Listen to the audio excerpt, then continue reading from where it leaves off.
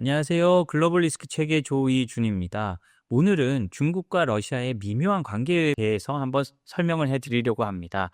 우리가 지금 러시아가 우크라이나 전쟁을 서방의 제재 속에서 시행할 수 있는 건 중국의 뒷받침이 없으면 사실상 불가능한 건데요. 그런데 러시아와 중국의 사이가 그렇게 편한 사이가 아닙니다. 제가 여기서도 몇 번 말씀드린 적이 있는데요. 중국에 대해 러시아는 우리의 공경을 이용해서 모든 걸 빼먹어 가려고 하는 국가라는 이미지가 강합니다. 그럼에도 불구하고 지금 현실적인 이유 때문에 두 나라가 붙어 있는 건데요. 미국도 그 사실을 잘 알고 있습니다. 그렇기 때문에 트럼프 대통령이 러시아를 중국 압박에 편입시키기 위해서 지금 각종 노력을 하고 있는 거고요. 그래서 유럽에서 그런 비난을 받으면서까지 트럼프 대통령이 그런 전략을 쓰는 건데, 저는 뭐 트럼프 대통령의 그 전략이 먹힐지 안 먹힐지는 모르겠습니다. 저는 현실적으로 좀 쉽지는 않을 거라고 보는데요. 어찌 됐든 그런 생각을 가지는 기저에는 러시아가 중국을 믿지 못하고 중국은 러시아에서 자신들의 이익을 극대화하려는 그런 모습을 보이고 있기 때문입니다. 사실 미국이 수많은 동맹이 있는 거는요. 미국이 한 수 접어주면서 유럽이나 한국에도 퍼주면서 그 나라를 성장시키려고 하고, 그것이 미국의 장기적인 이익에 맞다는 그런 큰 플랜에 따라서 지금까지 왔기 때문에 미국에는 수많은 동맹이 있고, 그리고 그 동맹 프로세스가 지금 작동이 되는 건데요. 사실 중국에는 아직 그런 프로세스가 없습니다. 중국이 하는 뭐 1도1로나 뭐 여러 가지를 봐도 오히려 부작용도 많이 생기고, 그것 때문에 중국으로부터 뭐 빚을 얻은 국가들 사이에서는 오히려 중국 때문에 못 살겠다라는 비판도 계속 나오고 있으니까요. 중국과 러시아의 관계도 그 차원에서 한번 살펴봐야 됩니다. 러시아의 비밀 문서가 유출됐는데요. 중국은 파트너가 아니라 정보전의 적이라고 러시아가 규정하고 있다는 겁니다. 한번 내용을 살펴보면요. 러시아와 중국은 우크라이나 전쟁 이후에 정치, 경제, 군사 등 여러 방면에서 협력을 강화하고 있지만요. 러시아 내부 기류는 것과 다른 이중성을 내포하고 있다고 합니다. 이건 뉴욕타임스가요. 러시아 연방보안국, 그 FSB라고 하죠. 옛날에 KGB의 후신입니다. 그 FSB의 비밀 문서에서 중국을 전략적 파트너가 아닌 정보전의 적으로 표기한 내용이 발견됐다고 보도하면서 이게 알려졌는데요. 해당 문서는요, 2023년 말부터 2024년 초 사이에 작성된 8쪽 분량의 보고서입니다. 중국이 러시아 내 스파이 활동을 적극적으로 전개하고 있다는 러시아 연방보안국의 우려가 담겨 있는데요. 2023년 말부터 2024년 초라고 하면 우크라이나 전쟁이 시작되고 한창 때일 때입니다. 그때에도 이제 러시아가 중국을 자신들의 적으로 보고 있었다는 거죠. 이 문서에 따르면요, 중국은 러시아 공무원, 과학자, 언론인 등을 포섭하려 시도하고 있고, 민감한 과학기술 정보를 확보하려는 움직임을 보이고 있다고 합니다. 특히 러시아 과학자들 중에 정권에 불만을 품은 인물들을 유혹해서요, 첨단 기술을 획득하려는 시도가 있었다고 하는데요. 뭐 어떻게 보면 이거는 뭐 국가 간에 당연한 걸 수도 있습니다. 미국도 사실 한국의 윤석열 정권 때 보면 한국의 대통령실의 내용을 어떤 도청을 했다거나 아니면 어떤 식으로 그 내용을 빼앗다는 게 한번 나온 적이 있잖아요. 그런 것처럼 어쩌면 당연할 수도 있는 겁니다. 그렇지만 러시아는 이게 단순히 그런 정보전을 넘어서서요. 러시아의 비교 우위까지, 그다음에 중국이 모든 걸 뺏어가려고 한다는 그런 식으로 판단을 하고 있다는 건데요. 러시아 연방보안국은요. 또 중국이 우크라이나 전쟁을 통해 서방 무기와 군사 전술을 배우고자 러시아 작전을 감시하고 있다고 지적했습니다. 또 문서에는요. 정보기관이 광산 기업과 연구소를 이용해 북극에서 첩보 활동을 벌이고 있다는 경고도 했는데요. 그 푸틴 대통령은요, 이런 거를 뭐 이미 예전부터 알고 있었다고 합니다. 2022년 2월에요. 우크라이나 침공 사흘 전인데요. 에텐테4라는 이름의 작전을 시작했는데, 이 프로그램은요, 중국과의 관계를 유지하면서도 중국의 스파이 활동을 차단하는 데 목적을 뒀다고 합니다. 그러니까요, 우크라이나 전쟁을 시작하기 전에 러시아는 먼저 중국의 스파이 활동을 차단하는 작전을 먼저 승인했다는 건데요. 그만큼 중국에 대해서 우려를 하고 있었다는 뜻으로 보입니다. 러시아 연방보안국은요, 실제로 전쟁 이후에 중국의 대러 첩보 활동이 활발해졌고요. 러시아는 중국이 러시아와 우크라이나 간 전쟁 양상을 이해하고 드론과 서방 무기에 대해 대응 전략을 연구하려는 목적을 갖고 러시아의 연구원과 방산 관계자들을 파견했다고 보고했습니다. 그리고요, 러시아가 이런 의심을 하는 건요, 중국이 러시아를 광범위하게 감시하고 있기 때문입니다. 문서는요, 중국이 러시아에서 근무한 자국 정보 요원에 대해 거짓말 탐지기 조사를 실시하고 있고요. 중국에 유학 중인 2만 명의 러시아 유학생들을 감시하고 중국인과 결혼한 러시아인을 스파이로 활용하려는 시도도 병행하고 있다고 명시했다고 합니다.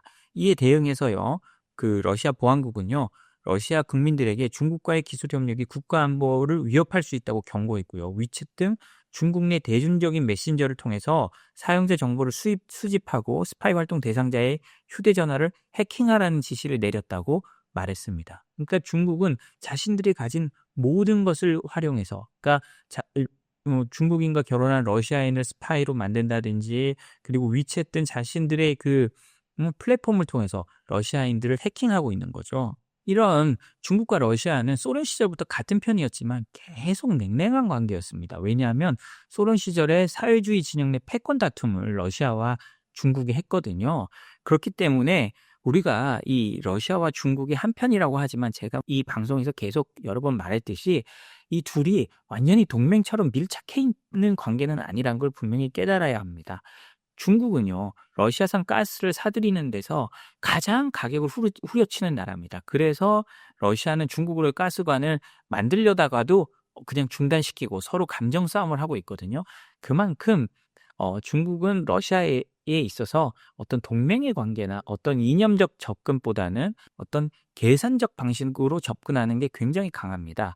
그러니까 우리가 이런 러시아와 중국과의 근본적인 관계를 이해해야 앞으로 이 두 나라의 관계가 어떻게 될지도 좀 예측할 수 있다고 저는 생각을 합니다. 그리고 뭐 당연한 얘기겠지만요. 러시아는 전쟁이 장기화되면서 국제적 고립이 되니까 이런 어려움 속에서도 중국과의 협력을 선택했고요. 그리고 이런 리스크를 감수하더라도 중국과의 전략적 제휴가 불가피하다는 판단을 아직까지는 한 것으로 보입니다. 근데 이게 금방도 말씀드렸듯이 앞으로도 이럴 것인가? 그건 좀 지켜봐야 된다는 거죠. 이거는요, 좀 재밌는 소식이기도 하고, 우리가 좀 역사적 배경 때문에 이러기가 쉽지 않은데요. 독일 국민 73%가요, 이스라엘의 가자 공세에 비판적이고, 이스라엘에 대해서 무기 수출을 제한해야 된다고 생각한다고 합니다. 사실요, 독일은요, 이스라엘에 비판적이기도 하면서 과거 나치 시절의 그 유대인 학살에 대한 원죄 때문에 이스라엘이 하는 거에 대해서 굉장히 혹시 지원은 못하더라도 뭐 그렇게 비판하는 나라가 아니었거든요. 그런데 이제 독일 국민들마저 이스라엘에 대해서 굉장히 비판적으로 바뀌고 있는 겁니다. 우리가 과거에 잘못한 건 맞지만 니들도 우리 정도의 잘못을 하고 있어 라고 말하는 거랑 비슷합니다. 한번 그 내용을 보시면요. 독일 ARD 방송의 보도인데요. ARD 방송이 실시한 여론조사에 따르면 독일 국민 다수가요, 이스라엘의 가자 지부 전쟁 수행이 지나치다고 인식하고 있고 때문에 무기 수출 제한에도 찬성하고 있다고 합니다. 이거는 ARD 방송이요, 6월 2일부터 3월까지 약 1292명을 대상으로 전화와 온라인을 통해서 조사한 건데요. 이걸 내용을 보면요, 이 여론조사에 따르면 응답자의 63%는 이스라엘의 군사 대응이 지나치다라고 답했고요. 73%는요, 이스라엘의 작전으로 인해서 팔레스타인 민간인이 피해가 있는 것을 정당화할 수 없다고 응답했다고 합니다. 이는 이거 관련된 여론조사가 계속 되어 왔는데 사상 최고 수치로 갔다고 하거든요. 이 메르츠 총리도요, 지난달 26일 베를린에서 열린 한 포럼에서요, 최근 민간인의 피해는 하마스와의 전쟁이라는 명분으로 더 이상 정당화될 수 없다라고 비판했다고 하는데요. 그러면서 더 이상 이스라엘의 최종 목표가 뭔지 이해할 수 없다고 했다고 합니다. 이 발언은요, 전 연령대와 모든 주요 정당 지지층에서 폭넓은 공감을 얻었는데요. 그러니까요, 독일 전체 응답자의 75%가 총리의 입장을 지지한다고 밝혔다고 합니다. 당연히 국민들이 이 정도 찬성한다면 정치권도 움직일 수밖에 없습니다. 그 독일 정치권에서는요, 이스라엘과 방위산업 협력에 대한 재검토도 공식적으로 논의되기 시작했습니다. 독일 외무장관 요한 바레프는요, 지난달 30일 한 지방지와의 인터뷰에서요, 이스라엘의 군사행동을 고려해 독일의 무기 수출 정책을 점검하겠다고 했습니다. 이와 관련해 독일 국민 43%는 무기 수출을 제한한다고 했고요. 30%는 전면 중단해야 된다고 응답했다고 합니다. 현행 정책을 유지하자는 의견은 17%에 불과했다고 하는데요. 그렇기 때문에 이 독일 내의 분위기가 심상치 않죠. 제가 얼마 전에 유럽 내의 분위기가 정말 심상치 않고 영국에서도 이스라엘에 대한 수출 제한이나 이런 걸 해야 된다는 요구가 점점 높아지고 있다고 말씀을 드렸는데요. 독일에서는 그보다 더 높아진 겁니다. 이스라엘에 대한 신뢰도 역시 크게 하락하고 있는데요. 지난해 10월에는 응답자의 27%가 이스라엘을 신뢰할 수 있는 파트너라고 답했는데요. 이제는 16% 정도로 감소했습니다. 이는 미국과 비슷한 수준으로요. 프랑스가 83%, 우크라이나가 48%인 거에 비교하면 매우 낮은 수치라고 합니다. 지금 미국이 이렇게 낮은 것은 아마 트럼프 대통령 때문인데요. 이 트럼프 대통령의 이 유럽 때리기 이런 걸 하는 정도로 아니면 이거보다 더 이스라엘이 낮게 평가받고 있으니까요. 그 독일 국민들이 이스라엘에 대한 반감이 과거보다는 어마어마하게 세졌다고 볼 수 있습니다. 사실 이스라엘의 전쟁 수행하는 능력이요. 그 사진들 같은 걸 보면 단순히 이제 보복이나 어떤 응징의 차원을 넘어서서 어떤 말살의 차원으로 가고 있다고 저도 생각이 들거든요.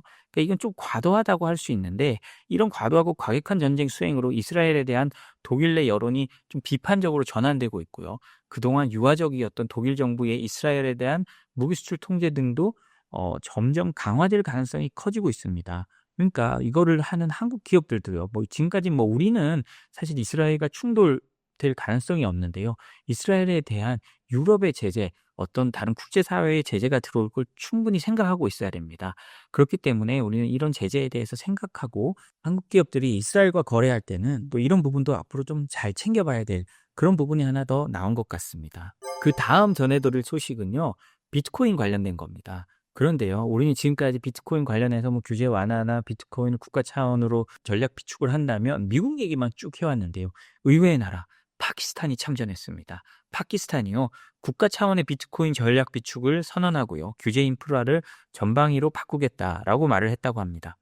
파키스탄 정부가요, 지난달 28일 라스베이거스에서 열린 비트코인 2025년 컨퍼런스에서요, 국가 주도의 비트코인 비축 설립 계획을 공식 발표했다고 합니다. 그동안 암호화폐를 비정상적인 자산으로 했던 기존 입장에서 아주 극적으로 턴을 했다는데요. 이 내용을 살펴보면 파키스탄 국가암호화폐위원회의 수장 빌랄 빈 사키이라는 사람이요. 지난 28일 라스베가스에서 파키스탄 정부는 정부 주도의 비트코인 전략 비축을 추진한다고 발표했다고 합니다. 그러면서 그는 미국의 정책에서 영감을 받았다며 이는 단순한 투자 차원이 아니라 국가 전략의 일환이라고 말을 했다고 하는데요. 파키스탄 정부는요. 뭐 트럼프 대통령 행정부가 시작되니까 지난 2월에 암호화폐 규제 정부와 투자 유치를 목표로 하는 국가암호화폐위원회를 설립하고 비트코인 채굴과 디지털 자산 운영 고성능 데이터 센터에 2000메가와트의 잉여 전력을 배정하겠다고 했다고 합니다. 뭐 일단 비트코인을 하는데 전력이 많이 드니까 거기에 대한 전력부터 배정하고 파키스탄이 단순 소비국이 아닌 암호화폐 생산 거점으로 기능할 수 있는 여건을 갖추겠다라고 했다는데요. 그러면서 그 바이낸스의 공동 창업자인 자오창펑을 국가에 공식 고문으로 위촉했다고 합니다. 그 자오창펑의 역할은 규제 설계, 블록체인 인프라 구축, 디지털 자산 도입 전략 자문 등으로 알려졌는데요. 또 행동도 빠릅니다. 트럼프 대통령이 60%의 지분을 보유한 암호화폐 기업 월드 리버티 파이낸셜과 협약을 체결해서요. 자산 토큰화 및 탈중앙화 금융 개발을 본격화한다고 발표했고요. 이는 단순한 비트코인 보유에 그치지 않고 금융 시스템 전반을 디지털로 바꾸겠다, 암호화폐 기반으로 바꿔가겠다라는 걸로 지금 해석이 된답니다. 이는 단순한 비트코인 보유에 그치지 않고 금융 시스템 전반을 개혁하겠다, 코인을 중심으로 한번 개혁해 보겠다라는 걸로 보이는데요. 최근에는요, 또 파키스탄 재무부가 디지털 자산청 설립을 승인했다고 합니다. 이 기관은요, 암호화폐 거래소와 관련된 플랫폼에 대한 라이선스 발급 및 규제 감독 권한을 갖게 되고요. 국가 차원의 법적 인프라가 구축되는 계기가 될 것으로 보입니다. 이렇게요, 파키스탄이 진짜 급격하게 제도를 선회해서 지난 2월부터 시작해서 이제 한 5월까지 비트코인 보유까지 나가게 됐는데요. 이런 걸 보면 다른 국가들도 만약에 따라간다고 하면 이미 선행된 사례들이 있으니까 금방 따라갈 수 있는 그런 가능성이 있습니다.